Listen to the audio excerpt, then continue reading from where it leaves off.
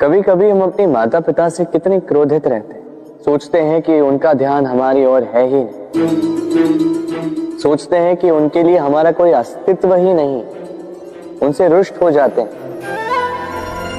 किंतु क्या कभी आपने अनुभव किया है, हमारी आंखों से हमें हमारी नाक कभी दिखाई नहीं देती, क्योंकि वो आंखों के बहुत ही निकट है, आंखों के मध्य में। किंतु जब कोई मुख पर प्रहार करे, हाथ सबसे पहले नाक के क्षेत्र को ही ढक लेते हैं। माता पिता भी कुछ ऐसे ही होते हैं, आपकी भलाई के लिए, आपकी सुरक्षा के लिए सदा तत्पर रहते हैं। इसलिए उनके प्रेम को कभी मत आंकें। आवश्यक नहीं कि उनका प्रेम आपको हर बार स्पष्ट रूप से दिखाई दे, क्योंकि ये ऐसा प्रेम है जो निरंतर आपके साथ ढाल बनकर आपकी रक्षा करेगा। राधे, जब हिरणी के शावक संकट में हो, जब उन्हें सिंह से प्राणों का संकट हो, तब हिरणी भी आके सिंह से लड़ पड़ती है, उससे भिड़ पड़ती है, क्योंकि वो मां है और मां अपनी संतान के लिए कुछ भी कर सकती है। ये ममता है, ये जितनी कोमल हो सकती है उतनी ही कठोर भी हो सकती है, और अपनी संतान के हित के लिए वो क्रोध की पराकाष्ठा पार करते हुए अपनी संतान की सुरक्षा करके ही रहेगी। और इसीलिए तो मां संतान के जीवन के सबसे बड़ी ढाल कहलाती। इसी मां को हमारा शत शत नमन। राधे राधे। करुणा, करुणा वो भाव है जिससे संसार के सारे भाव जन्म लेते हैं, और ये समस्त संसार ये मां से जन्म लेता है। मां वो व्यक्ति है जो करुणा का सागर है। संतान को देखकर ही समझ जाती कि उसकी विडंबना क्या है, उसकी आवश्यकता क्या है।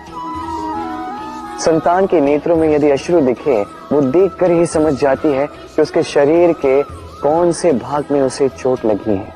संतान के बिना कहे मां समझ जाती है कि आज भोजन में संतान क्या खाएगी। ये होती है मां। मां करुणा का सबसे बड़ा रूप है। और आज के युग में मनुष्य जो है, थोड़ा भी आगे क्यों ना निकल जाए, मां को तो पीछे ही छोड़ देता, मां को भूल ही जाता है। ये भूल आप कभी ना करें, कभी ना करें, क्योंकि मां वो करुणा है तो यदि आपके जीवन से चली गई, उसके पश्चात आप जीवन अवश्य जिएंगे, किंतु कभी जीवन जी नहीं पाएंगे। उसके पश्चात आपके जीवन से आपका ये मूल्यांकन, आपके जीवन से करुणा का ये भाव, ये भी आप खो दोगे। आपकी मां सबसे अधिक महत्वपूर्ण है। यदि मां को खो दिया तो समझ लीजिए सब कुछ खो दिया। इसलिए मां को सदैव स्मरण रखिए, सदैव उसे प्रेम दीजिए, और मेरे साथ कहिए राधे राधे हे राधे।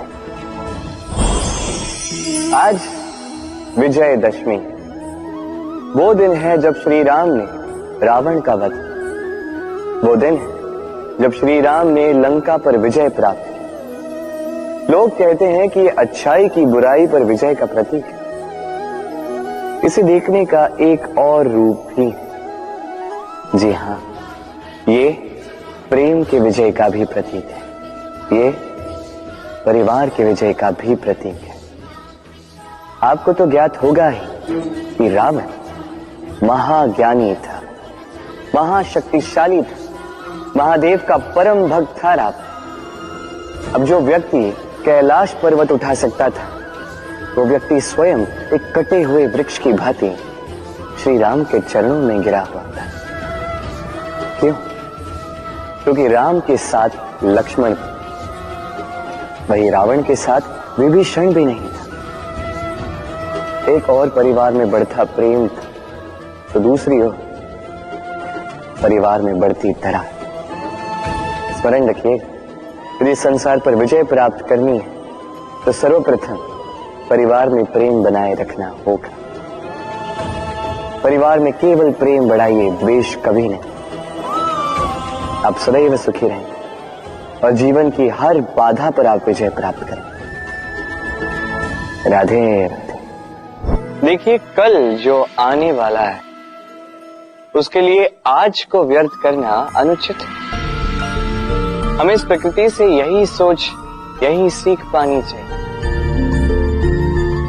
आज का ये क्षण ये कल नहीं आएगा, और कल जो क्षण आने वाला है वो आज को किसी भी प्रकार से प्रभावित नहीं करता। बस इसी सीख को ध्यान में रखते हुए आप सभी निश्चिंत रहिए।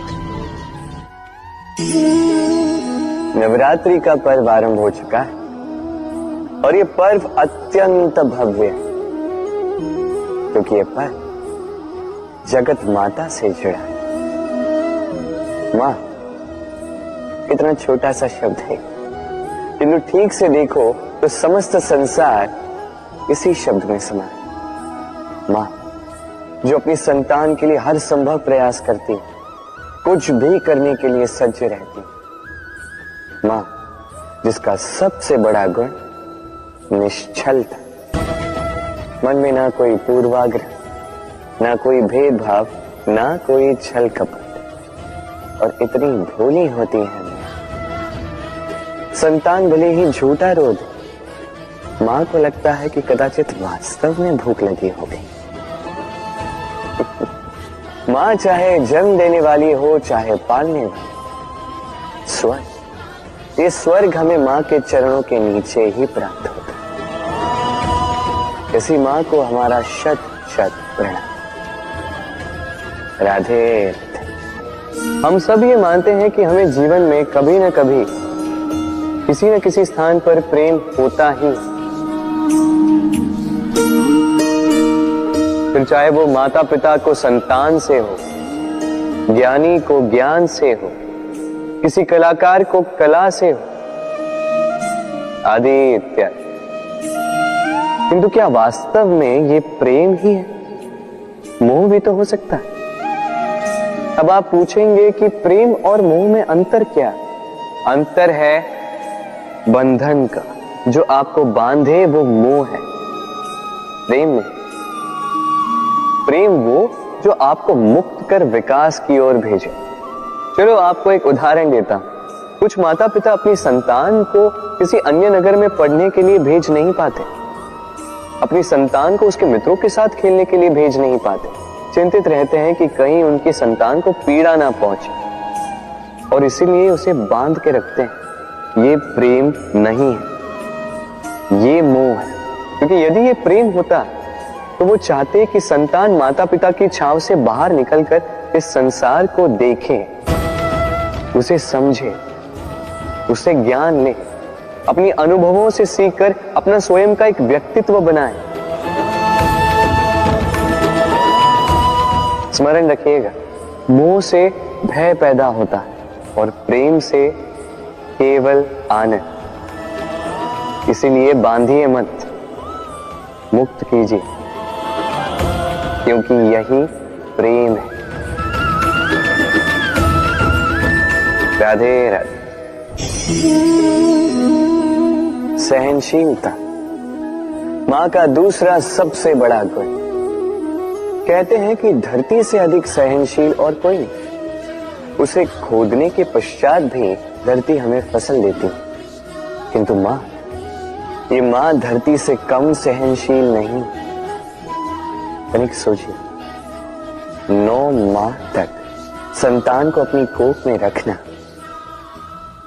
क्या ये सहनशीलता कोई पुरुष दिखा सकता? क्या ये सहनशीलता कोई पिता दिखा सकता? स्त्री में शील भले, सहनशीलता की परिभाषा उसे मां बनने के पश्चात प्राप्त होती। स्वयं का अस्तित्व भुलाकर संतान का अस्तित्व बनाती है। शिशु की लात खाकर भी आनंद से उसे दूध पिलाती है। ये होती है मां, और इसी मां जननी को हमारा शत शत प्रणाम। राधे राधे।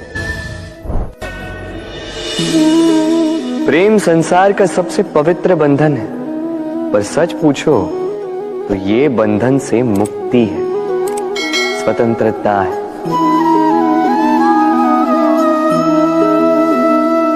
नहीं समझे? समझाता हूं। यदि कोई आपका प्रेम ठुकरा दे, यदि कोई आपका प्रेम समझ ही ना पाए, तो क्या होगा? कुछ उदास हो जाएंगे, कुछ छल करके प्रेम पाना चाहेंगे, तो कुछ बलपूर्वक प्रेम पर अधिकार करना चाहेंगे। किंतु यह आवश्यक नहीं कि जिससे आप प्रेम करते हो उसे भी आपसे प्रेम, क्योंकि प्रेम कोई वस्तु नहीं है, न राज्य है, न धन जिसे आप बल से अपने वश में कर सकते। प्रेम वो शक्ति है जो आपके लिए हर बंधन तोड़ सकती है, किंतु स्वयं किसी बंधन में नहीं फंसती। तो जिससे भी आप प्रेम करते हो उसे स्वतंत्र छोड़ दीजिए, क्योंकि स्वतंत्रता ही वो भाव है जो जीव को सबसे अधिक प्रिय है। प्रेम सच्चा होगा तो उसे अवश्य समझ में आए। तब तक के लिए निस्वार्थ भाव से प्रेम कीजिए, स्वार्थ हट जाएगा तो प्रेम आ ही जाएगा और मन प्रसन्न होकर बोलेगा, राधे राधे। मां का एक और सबसे महान गुण, स्वयं को ढालने की अद्भुत शक्ति। जिस प्रकार एक मां स्वयं को ढाल सकती है और कोई नहीं कर सकता। मां एक महानदी की भांति है, जिसकी ऊर्जा असीमित है, किंतु अहंकार बिल्कुल नहीं। जिस प्रकार एक नदी ढलान के अनुरूप मुड़ जाती है, उसी प्रकार एक मां अपने संतान के अनुरूप ढल जाती है, चाहे जैसी भी परिस्थिति। उसके सोने के समय के अनुरूप स्वयं का सोना, उसके जागने के समय के अनुरूप स्वयं का जगना, संतान की इच्छा का भोजन वो स्वयं का मनपसंद भोजन बना लेती। ये मां का आंचल ही तो है, जो धूप में छाप बनकर आता है, जो शीत में कंबल बनकर आता है। मां ऐसी होती है कि संतान की निद्रा ना टूटे, इसलिए एक करवट सोने का अभ्यास कर लेती है, और इतना स्वयं को केवल वही ढाल सकती है जो संतान की ढाल बन सकती है। इसी मां को हमारा शत शत नमन। राधे राधे।